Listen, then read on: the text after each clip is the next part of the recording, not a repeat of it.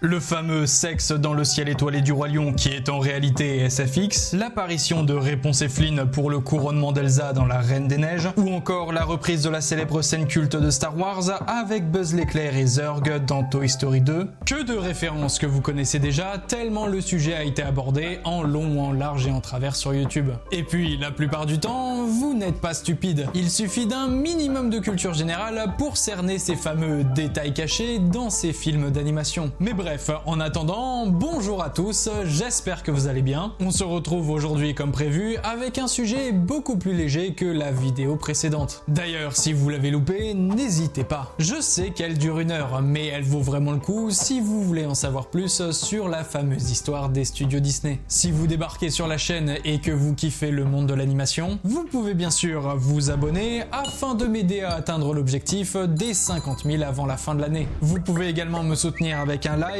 un partage sur les réseaux sociaux et un petit commentaire. Mais oui, sinon, vous l'avez vu au titre, on va cette fois-ci s'attaquer aux fameux détails et références qui se cachent dans les films. Et s'il existe un médium maître en la matière, c'est bien le cinéma d'animation. Logique, chaque petite main, cara designer, animateur, modeleur, a envie de glisser des références sur son entreprise. Les films qu'elle a produits, voire même les films qui sortiront dans le futur. Un moyen assez sympa de rendre le spectateur actif et maître de sa lecture, lui donnant envie de rassembler les pièces du puzzle, lui permettant d'établir des folles théories. On connaît d'ailleurs tous la grande théorie de Pixar, qui a retourné tout le monde en 2010 et qui a été abordée en masse sur YouTube, Facebook, TikTok, etc.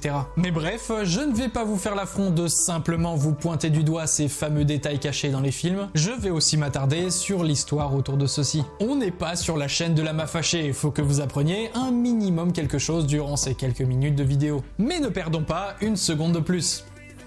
Oui, j'ai pas de montre. Chers amis, plongeons-nous tous ensemble dans les références et détails cachés des films d'animation. Générique.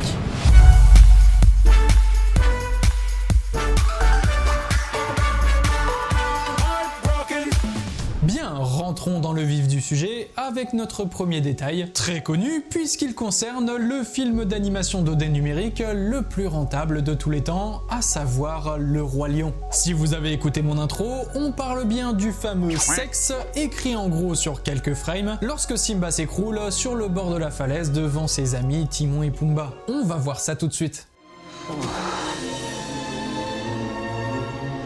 On est dans les années 90. Disney a pour habitude de sortir ses productions en VHS quelques mois après la diffusion de leurs films sur grand écran. Et là où les spectateurs en salle ne pouvaient bien évidemment rien remarquer lors de la diffusion, c'est bien chez eux devant leur télévision qu'ils remarquèrent quelque chose d'inhabituel. Et oui, on peut mettre pause maintenant. Lorsque Simba s'écroule au bord de la falaise, il soulève dans les airs de la poussière, formant 3 lettres distinctes, S, E et X. Du moins, c'est ce que notre cerveau interprète. Forcément, les gens en parlent entre eux. Ouais, vous avez vu vous aussi le message subliminal dans Le Roi Lion? Oui, vous parlez comme ça. Oui, c'est un scandale, je vais tout de suite faire arrêter la vente de ce film. Non, heureusement, toutes ces rumeurs n'ont pas non plus mené à une polémique notable. Mais alors, est-ce qu'il y avait bien écrit ce mot? Est-ce que c'était volontaire de la part de Disney? Pourquoi ça n'a pas été enlevé avant? Disney a bien évidemment réagi aux plaintes et démenti ces accusations en répondant que l'amas de poussière forme effectivement 3 lettres, S, F et X, signifiant Special Effects, soit le département des effets spéciaux en français. Et oui, dans un film d'animation, du moins à l'époque, toute scène contenant un personnage animé sur un décor devant accueillir un effet spécial comme du feu, de la fumée ou dans ce cas-ci de la poussière, le plan était envoyé au pôle effets spéciaux. On se doute quelque part que nos chers SFX artistes ont voulu mettre un peu de leur âme dans le film. Même si leur incrustation a tout simplement été dégagée dans la version DVD sortie en 2003 pour éviter toute nouvelle polémique inutile. Pas de quoi en faire un fromage non plus. Dans tous les cas, un ancien animateur de chez Disney, Tom Bancroft, a sorti il y a quelque temps un TikTok expliquant clairement les tenants et les aboutissants de cette affaire. All that dust particles that fly up in the air was animated by the effects department. So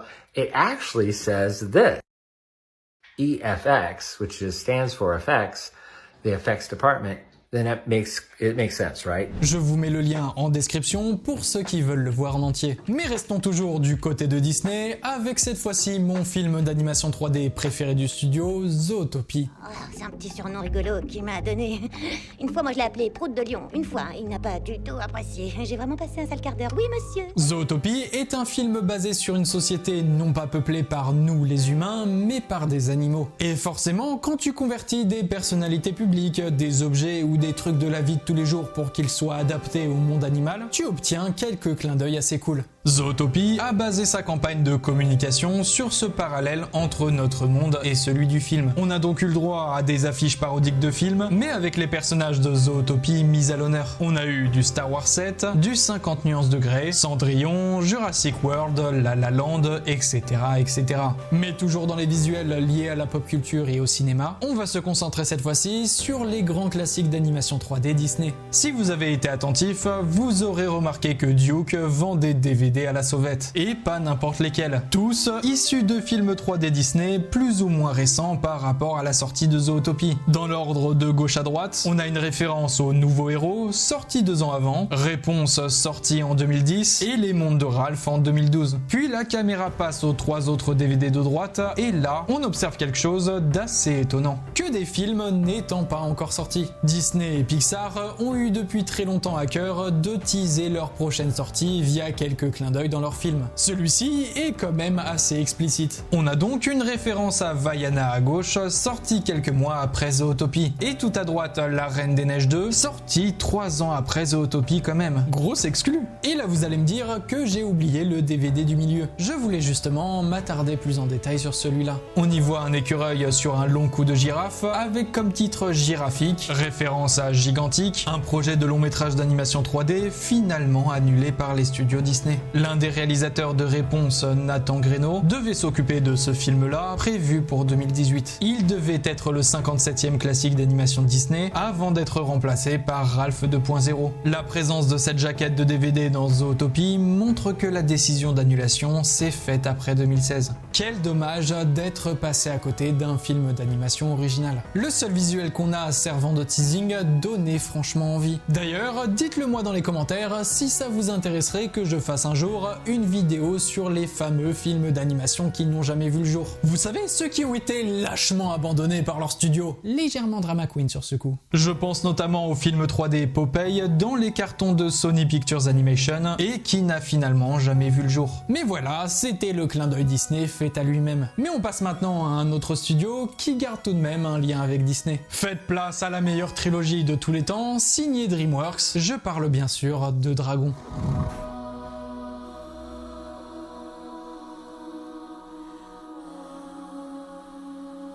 Ah là là, Dragon, quelle saga mythique, pleine d'aventures, de... Quand est-ce que tu sors ta vidéo sur Dragon? Ta gueule, Timothée. Bref, vous connaissez mon amour pour Dragon, son univers fantastique, ses vikings à la personnalité variée et attachante, et ses dragons bien évidemment. Avec le boss parmi les boss, Croque-Mou, la star ultime de la franchise. Pour moi, la grande mascotte animale des studios DreamWorks. Il est beau, majestueux, puissant, mais il est aussi attentionné, joueur et extrêmement mignon. Il ressemble presque à un chat avec son comportement espiègle. Un chat avec de drôles d'oreilles quand même, et une bouche fendue, longeant l'entièreté de son visage, et puis ses yeux noirs énormes. Ça ne vous dit pas quelque chose? Bon, on va crever l'abcès. Oui, il ressemble à Stitch. Il lui ressemble un peu trop même. Alors quoi, DreamWorks aurait plagié sur Disney? C'est vraiment honteux si c'est vrai, non? Rassurez-vous, la ressemblance est volontaire et même plutôt belle, je dirais. Ce chien.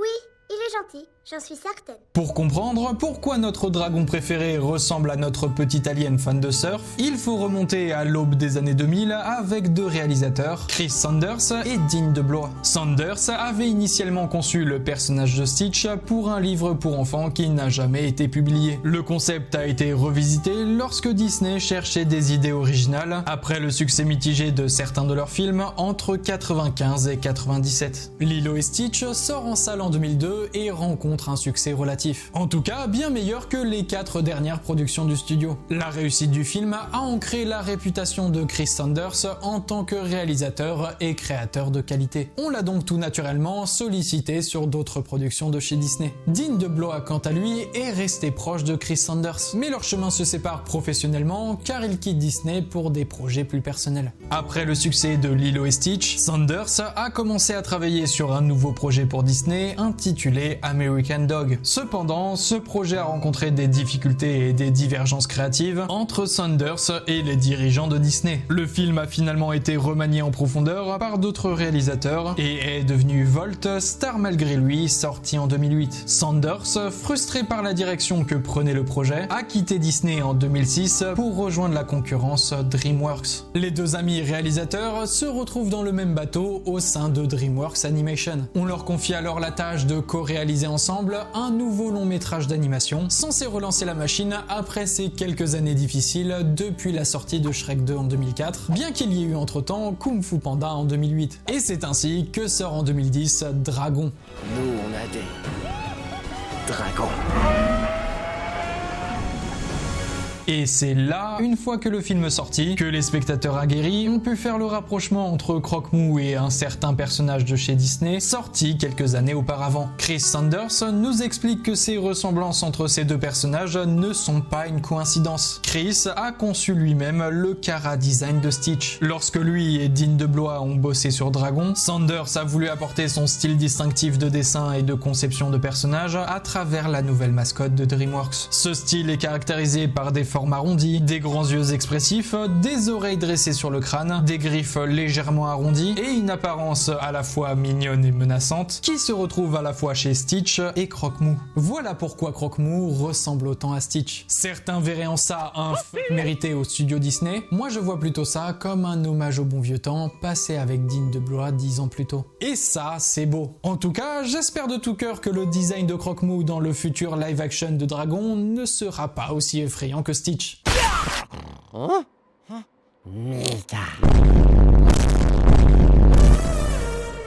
Mais en parlant d'hommage, tiens, que diriez-vous de rester auprès de DreamWorks Animation pour notre prochain détail caché? Je vous offre celle qu'ils appellent Princesse Poppy.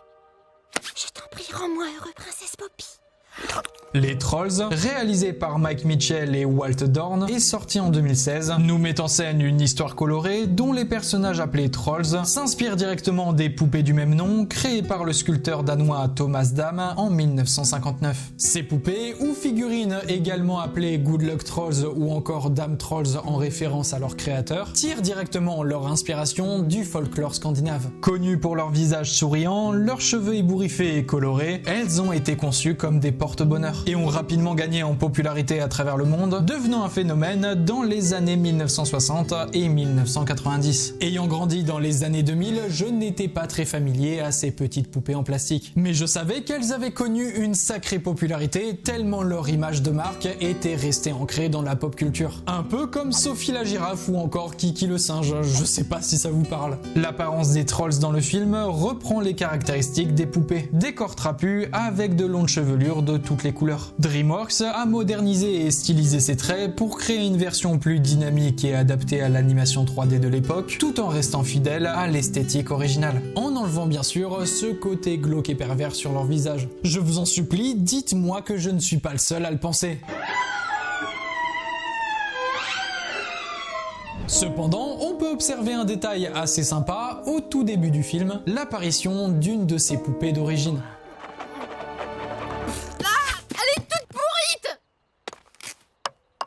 C'est un faux troll. Mais là où on ne verrait qu'une simple référence aux figurines d'origine, on remarque en réalité que celle-ci est en bois et non en plastique tel qu'on les connaît. J'ai dit tout à l'heure que le créateur de ces poupées, Thomas Dam, était sculpteur sur bois. Étant en grande difficulté financière à ses 30 ans, il décida à côté de sa principale activité de pêcheur de créer ce fameux Good Luck Trolls en référence directe aux légendes scandinaves. Il l'a donc façonné en bois, matériau qu'il savait maîtriser. Ça joue également sur les références aux talismans comportements que leurs ancêtres arboraient il y a des centaines d'années. Et ainsi, les trolls du film ont été à l'image de leur figurine porte-bonheur d'origine, apportant chance et bonheur par leur optimisme. Mais Thomas ne vit jamais cet héritage, car il décède en 1989 à l'âge de 74 ans. Et ainsi, en guise d'hommage, la petite figurine de troll que l'on voit au début du film n'est pas en plastique, mais bel et bien en bois. Ouais, très mignon comme petit clin d'œil. En même temps, sans Thomas, il n'y aurait pas eu de film. Mais passons maintenant à notre dernier studio. Et là, on va un petit peu plus s'éparpiller, car il va s'agir d'une multitude de références que l'on trouve dans les films du studio Ghibli.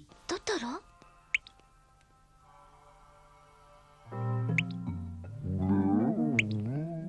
Le studio Ghibli nous a toujours habitués à de nombreuses références à leurs propres œuvres, comme s'ils voulaient créer une réelle connexion entre elles. Quelque part, c'est sympa pour nous, ça nous permet de devenir observateurs et de trouver les détails dissimulés ici et là. Mais pour le studio et ses animateurs, c'est également un moyen de se sentir libre. Quand je dis libre, je parle de la liberté de pouvoir incruster des références pour l'image de l'entreprise. Ça renforce quelque part cette aura autour des films Ghibli et ça relève d'une réelle fierté pour le studio. Chaque film est unique dans sa manière de traiter ses références. Elles peuvent être visuelles, fixes ou animées, sonores, mais aussi métaphoriques. Mais faisons simple dans un premier temps. Dans certains longs métrages, on peut tout simplement lire le nom du studio Ghibli écrit sur certains objets ou véhicules, comme le nom de la compagnie de bus dans Kiki la petite sorcière.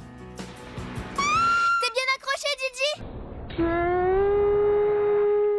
On retrouve également le studio inscrit comme nom de bateau dans La Colline aux coquelicots, ou encore comme marque de moteur dans le film Porco Rosso. On voit d'ailleurs une seconde fois le nom sur un panneau publicitaire, mais là, il faut des yeux d'aigle pour le remarquer. Hayao Miyazaki, le cofondateur du studio, accorde de l'importance à incruster des références à son passé, sa famille, mais aussi lui-même. Miyazaki nous a toujours quelque part partagé sa frustration d'être né dans notre monde réel et pas dans l'une de ses créations animées. C'est un moyen pour lui de rêver un peu, j'imagine. On le voit donc sous son jeune âge dans une très brève scène de Kiki la petite sorcière. Là, juste ici. On a également une belle référence à son père dans son dernier long métrage Le garçon et le héron. Dans le film, le père du héros, Maito, dirige une usine de fabrication de cockpits pour les avions de guerre japonais. Or, le père de Hayao, Katsuji Miyazaki, était le directeur d'une entreprise nommée Miyazaki Airplane, une société qui produisait des pièces pour les avions japonais pendant la Seconde Guerre mondiale. On comprend d'ailleurs pourquoi Miyazaki accorde tant d'importance à ses films Porco Rosso et Le vent se lève, dont le thème principal est l'aviation. Son père meurt quelque temps après la sortie de Porco Rosso en 92. Mais revenons à du plus léger avec ces petites apparitions de Mini Totoro dans certains Ghibli comme Hop, juste ici, dans l'étagère de Kiki. On y voit d'ailleurs Mei, la petite fille de Mon voisin Totoro. Dans le long métrage Si tu tends l'oreille, bien moins connu que les grands classiques du studio, on observe dans une des scènes un garçon travaillant dans son atelier de poupées où on peut apercevoir le moyen Totoro et le mini Totoro de tout à l'heure. Sans compter Gigi, le chat de Kiki la petite sorcière. Et un dernier clin d'œil à Totoro, cette fois-ci écrite sur la tranche d'un livre dans le même film. Et enfin, pour notre dernière référence, je vous laisse avec cette scène.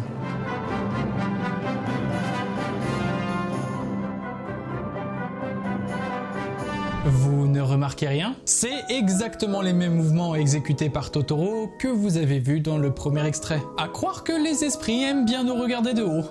Pas le choix, j'ai envie de dire.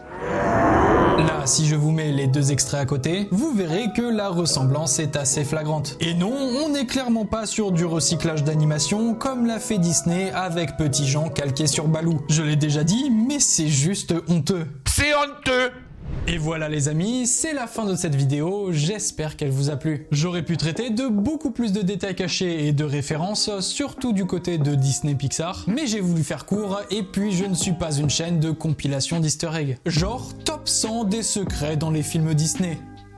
Dites-moi dans les commentaires quelle a été votre anecdote préférée. Moi personnellement, c'est clairement celle de Croque-Mou et Stitch. Mais bref, vous pouvez vous abonner à la chaîne si le concept vous a plu. N'hésitez pas à liker, partager, commenter, tout ça vous connaissez. Pour tous ceux qui le peuvent, j'ai dans la barre de description ma page Tipeee pour ceux qui veulent me faire un petit don. Merci à tous ceux qui le feront. On se retrouve donc en septembre pour une prochaine vidéo. En attendant, continuez de regarder des œuvres d'animation, soyez curieux et observateurs, prenez le temps de voir les références et les messages cachés dans vos films préférés, mais surtout, n'arrêtez jamais de rêver. À la prochaine!